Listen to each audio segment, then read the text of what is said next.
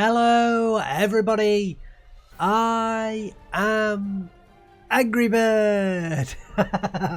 Welcome, more Normandy 44 Christmas Cup action for you today. Hopefully you enjoyed that last game. I certainly enjoyed that last game. Hopefully you dropped some comments down and let me know your thoughts. I absolutely loved that last game. So let's have more of that, please, players. Let's have more of that. And today we actually have the following game, sort of the semi-finals, Wlochaty versus Evelynn. So more of that, please, Evelynn.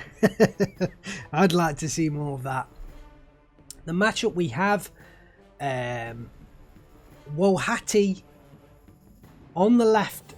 No, let's just switch that round real quick. Wlochaty is on the right hand side in blue, and this map is Carpacay. We saw it in the first game that we saw. Wlochaty on the let's get this right. Damn it. Wlochaty on the left hand side in red, playing the Panzer. Their income level 75, 95, 150 versus Evelynn on the right hand side playing the second Indian head. Their income curve 75, 120, 135. Panzer very different in Normandy than they are in Steel Division 2. If you're a Steel Division 2 player and you never played Normandy, Panzer is one of the weaker divisions in Normandy. The main reason for that, the 75 points in A phase and the 95 points in B phase, is very little. Especially given that their equipment is quite expensive as well. Well, certainly the heavy tanks are expensive, and the infantry is also very expensive, 55 points apiece, and you do not get a lot of infantry. In A phase, Wlochaty has 4 Panzergrens. Get this right, Steel Division 2 players, if you never played Normandy, 4 Panzergrens. 4 Panzergrens, unbelievable. Like, so few infantry. What Wlochaty's going to be using to try and help him out is those Pumas that we see in A phase, and they can be very strong. 10 points of penetration, 2 stars, 3 of them in A phase. You don't get many, but they can certainly put a dent in anything that the Allies put in front of them. Let's have a look at the deck for Evelynn, the second Indian head. We actually saw them on Carpacay and they did get the victory. So the Pumas, they're going to be coming up against the M4DDs, 2 of them in A phase. They can take them out at the 1,000 meter range, I believe, will be the engagement range for those 2 units. Although the chance, is fairly slim. It's 10 penetration versus 10 armor. But as soon as they get 900 meters or under, they can definitely take out those M4DDs. Evelynn's going to have to rely on the M10 tank destroyers in C phase, 2 stars, to try and take out some of the heavier tanks. He does have the M4A1 Rhinos. We didn't see those in the deck from Chickendoo when he played the second infantry. There's 5 of those in C phase. So we do see some more C phase units, and Evelynn, really, I think he has to try and use his infantry, especially on the northern side of this map, to try and overwhelm the infantry of Wlochaty. Remember, he only has 4 infantry units, so Evelynn can definitely use the infantry advantage to try and potentially get some early ground, especially in this northern sector. So the game is underfoot. Remember, I cannot get rid of this replay icon here, so if you're only joining us for this replay, that's why you're seeing that there. It is a difference to Steel Division 2. Wlochaty's just going to push a Puma right down this central road. He's going to come up against an M4DD, and potentially I think that's an M1 gun in there. So I think Evelynn's going to need both the M1 gun and the M4DD to help it out. And actually, yes, Wlochaty, I think he spotted those units with the help of the Storch and moves north. Although, no, changes his mind once again. We have a Panzerwerfer, very early Panzerwerfer to take out the M1 gun. It is about to fire. Let's see whether that does enough damage. Does get the pin down and the 3-man hit onto that AT gun. Will he get the kill? No, doesn't look like he did pick up the kill, but the Puma is going to engage, and wow, both of these units now falling back. That Puma's got free reign on this airfield. He's going to rush forward, getting right up close. This could be a big kill. Just getting into range to take on the M4. Potentially was looking for a side shot there. Driver knockout, that's going to be nice. The half track pushing forwards to help out against the rifles, I think. Potentially look for the surrender actually onto this M4DD. The Pumas moving down south, excuse me. The M1 gun has recovered, although under the fire of the SDKZ 251/1. The rifles are discovered in the open. The Panzergren should be able to take them out. The half-track's going in for the surrenders. The Puma is continually hitting. This half-track could well pick up 2 big surrenders here very early on into this game. Isn't needed. The Puma finally gets the job done. Does get the kill onto the M4DD. That's a big dent into the armour of Evelynn. And this Storch doing a fantastic job at spotting units early on. The M4 was trying to use its 30 cals, possibly the 50 cals. It does have a 50 cal on there to try and take down that Storch, but was unable to. The SDK, I said, is trying to get the surrender onto the M1 gun, but I think it's now in range. Yeah, 1 shot, 1 kill. And wow, look at the territory. Wlochaty picks up the early lead. +1 very early on. Evelynn needs to push in this northern side. There's just 2 infantry units and 2 half tracks. He can definitely make ground in this northern side, but I'm guessing he's just so worried about the southern side that he's spending all of his micro and all of his sort of mental resources trying to micro this southern side. The M1 gun kind of won't be fantastic because the Storch can just spot that. So it's not really hidden away. Eventually, I think the Panzerwerfer will reload and fire onto that M1 gun. And that'll be another M1 gun gone. Looks like it did take a pot shot at the SDKZ 251/1 as it moving up the road. The Spar Troop moving forward as well as the 251/1. Revealing the rifle, surely, yes. Are revealed. The Storch as well, just flying overhead. Evelynn needs to push this northern side. Look at the territories opening up here. Surely that gives him an indication. He's actually taking it back to a 0-0. Yeah, now he gets a +1. Evelynn actually picks up the +1. So I'd have liked to have seen that. And well, it's really difficult. He's got to hold the airfield. But at the same time, I want the M4 on the northern side to give him some extra punch. He needs to push forwards on this northern side and bring in that Ranger Marauder. He needs to move this he needs to move the Ranger Marauders up through this heavier forest into the orchard and pick up the SDKZ 251/1 kill. Potentially even just move this Ranger Marauder down and pick up the kill that way. And push forwards the infantry, push them forwards, pick up some territory, and potentially get a very early lead and exploit the lack of infantry on the side of the Panzergrens. Apologies there if you I think I may have just knocked the mic there. Apologies for that. Panzerwerfer, as predicted, unloads and does get the kill on the M1 gun. That opens up the airfield. The SDK said 250/1 revealing the rifles, and there's nothing really standing up against it. The Bofors actually is the main threat. And has that Storch gone down? Potentially that Storch did go down to the Bofors when it was brought in. The GMC needs to get in with that. I think that's probably an M5 gun. Needs to get in with that immediately.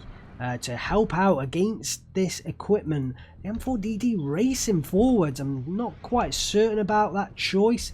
The Panzerwerfer was trying to unload 2 rockets in the face of that M4, but wasn't able to. Wlochaty's pushing forwards the Pumas. One of them on attack move, one of them on fast move. Potentially looking to... No, sorry, this is a 234/1. Sorry, I thought they were both Pumas at that point. But the 234/1 does open up with the auto cannon there. It does look like it is falling back. Will it pick up the surrender? Wow, look at this. Ammo storage hit. Surely, yes. Wow, look at that play. The M5 gun does unload now, and if it just moves forwards, yeah, into that trees, it's going to get at least into a position where it potentially can threaten the Puma and the 234/1. But look at the territory gain that Wlochaty is putting onto this airfield.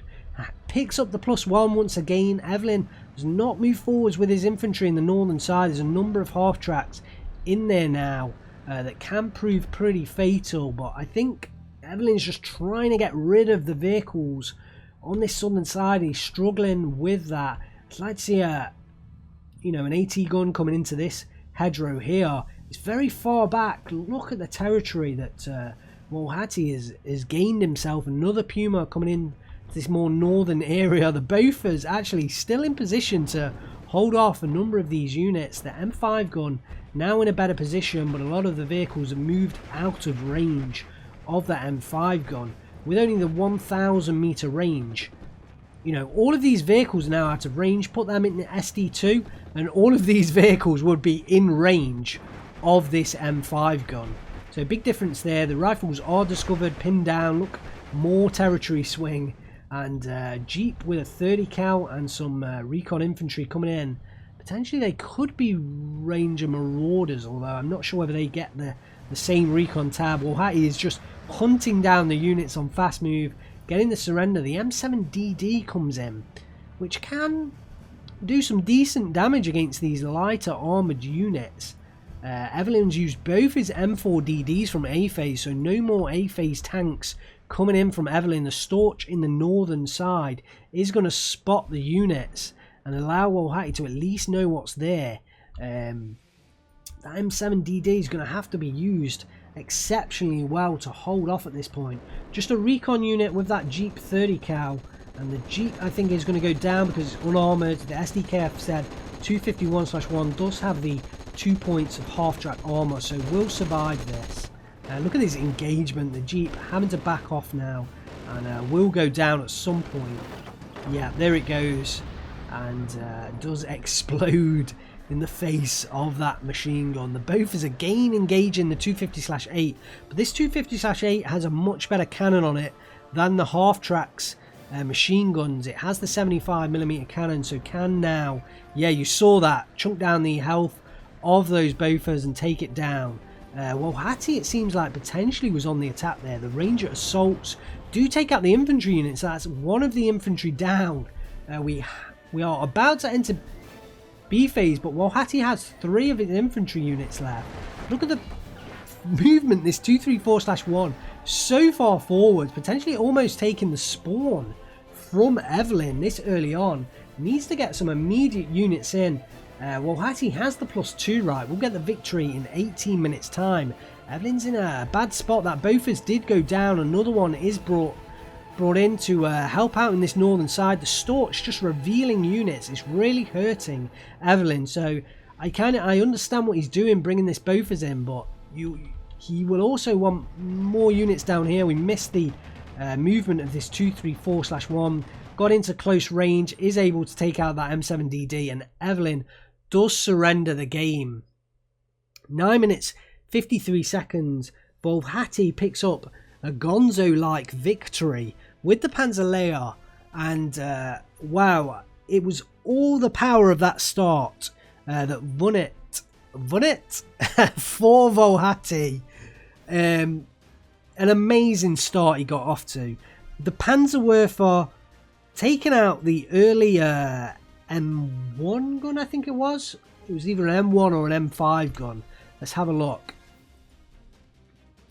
It was an M1 gun. Yeah, the Panzerwerfer taking out the early M1 gun allowed the 234/1, the Puma, sorry, the 234/2 Puma to advance, and that early kill against the M4DD really hurt Evelynn in that airfield. And Wlochaty, well, he used fantastic micro and tactical awareness and ability to just push through that airfield, and there wasn't too much that Evelynn could do to stop that attack. Panzerlehr is a strange division in a sense that it is much weaker in Normandy than it is in Steel Division 2, but in the right hands, Panzerlehr is still a very, very strong division. Those Pumas are exceptional in A phase, and we saw those Pumas take out the M4DDs. They are exceptional in A phase. They do have the exceptional cannon on them with the 10 penetration. Can certainly do a fantastic job. The use of the Panzerwerfer to take out the AT gun really allowed Wlochaty to push forward with those Pumas and with his other units. And I think Evelynn was a bit too respectful in that northern side, and he didn't really push forwards with his infantry. Potentially, you know, these players will be playing Steel Division 2 a lot. Potentially, you know, they may not have played much of Steel Division Normandy 44 in the interim. Potentially Evelynn forgot how weak or how little numbers Panzerlehr get of infantry in that A phase. Just 4 infantry from Wlochaty, only 2 of them in that northern side. And Evelynn could have easily gone through that northern area, but potentially he just didn't realise how weak Wlochaty would have been on that top side. Wow, let's have a look at the kills from Wlochaty. Not even a page of kills. The Puma does take out the M4DD. The Panzerwerfer takes out the M1 gun. The SDKFZ 251/1, that got some kills. And I think, well, yeah, all the kills on the southern side. This is all on the southern side here. The SBW 234/1 takes out the M4DD on the south as well, and the recon unit. All of these are on the southern side. I'm not sure about this first kill here. And then the Bofors goes down in the centre as well. So, yeah, it's tough to say what Evelynn could have done a lot differently there. To be fair, it is pretty tough to say what he could have done differently. I think that early Panzerwerfer strike really hit him on that back foot. Potentially wasn't expecting it, and I wasn't expecting it either. And I'm not sure. I'm not sure I would have been expecting it at the time. I think potentially a double M4 start on that southern side might have given him enough there to hold off, you know, with 2 of them at different angles firing on the Puma. Might have given him enough there to hold off. So maybe a double M4 start would have been a better play, and that would have weakened his northern side, but he didn't really push in that north.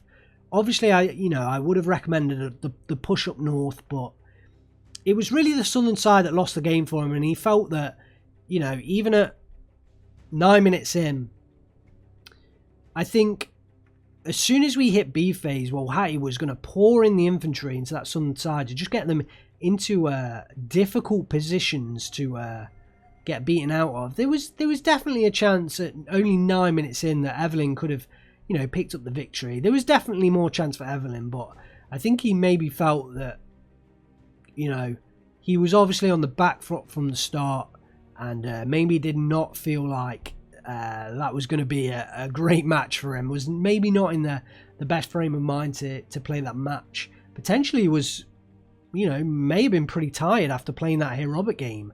That was a fantastic game and very close. So potentially, you know, mentally may have been a bit tired from the micro in that 40-minute game that he played probably just prior to this one.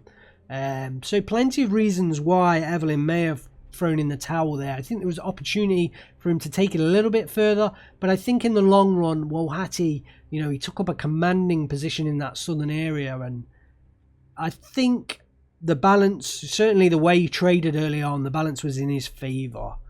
So, a very short game for you today. This is the result. Wlochaty does pick up the victory against Evelynn, and Wlochaty is the first player into the final. We'll play the winner of the losers bracket.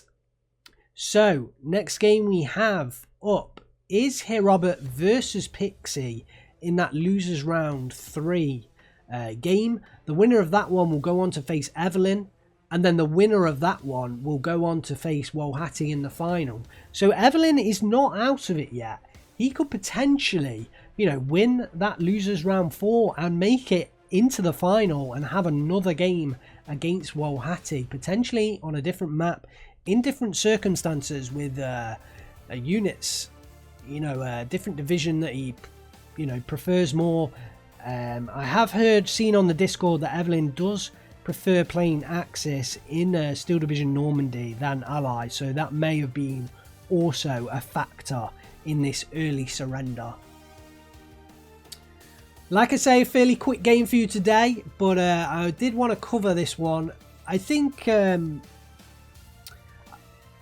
reason this was kind of, a decent game to cover is that early aggressive fight from Wlochaty.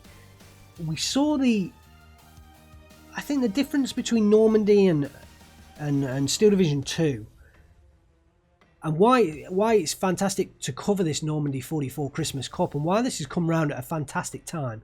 We saw the end of Steel Division 2 League, and I was kind of potentially, I was talking about the differences between Steel Division 2 and Steel Division Normandy and the differences in gameplay, and we definitely see with the number of units, I have picked up massively the difference looking back at the number of units. Wlochaty only had 4 infantry in the entirety of his A phase. I mean, there isn't even a card on Steel Division 2. Well, actually, yeah, there's potentially a card on Steel Division 2 with less A phase infantry.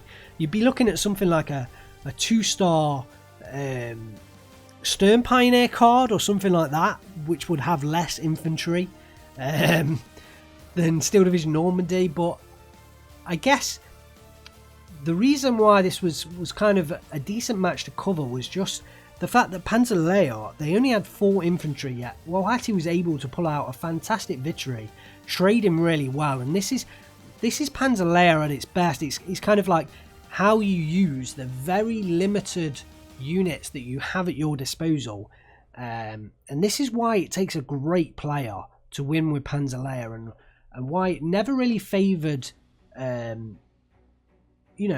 more beginner players, less experienced players. Panzer will have always favoured the more experienced, better players in Steel Division Normandy, because you have to eke out every little bit of performance from those Pumas, from those early infantry units. And Wlochaty is the master of Steel Division Normandy infantry micro. So for him, 4 infantry units in A phase, potentially that isn't, it isn't going to hurt him as much, and that's how he can, gain victory with the Panzer. But the difference between this and Steel Division 2, well, is there a division where you're going to take less than 4? You're going to take 4 infantry units. In the main, on my divisions, in Steel Division 2, I tend to take probably 5 times that amount. We'd be looking at 20 infantry units in A phase.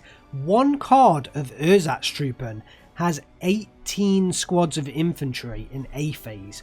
One card. And Wlochaty had 2 cards of Panzergrenz with 4 infantry units. I mean, just the numbers of units and the different scale, it really kind of at times it can really I'm trying to say that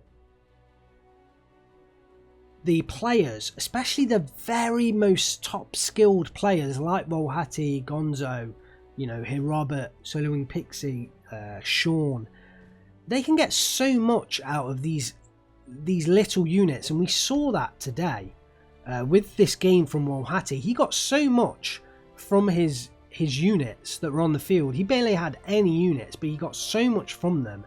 Whereas in Steel Division 2, you kind of get so many units that sometimes you lose a bit of the skilled micro, because players are, you're no longer microing one infantry unit around to try and get the best out of that infantry unit. You're now microing, you know, a company, you know, 4 infantry units. You're no longer microing sort of, well, you are microing generally, you know, 1 Panzerschreck. You still get that kind of micro, but certainly in the infantry game, you're microing like 4 squads at a time with a leader, you know, and you're just highlighting them all and attack moving them all. Whereas in Steel Division Normandy, you would micro every infantry unit separately, every tank separately, every artillery unit separately, you know, and that's kind of like the difference between Normandy and Steel Division 2.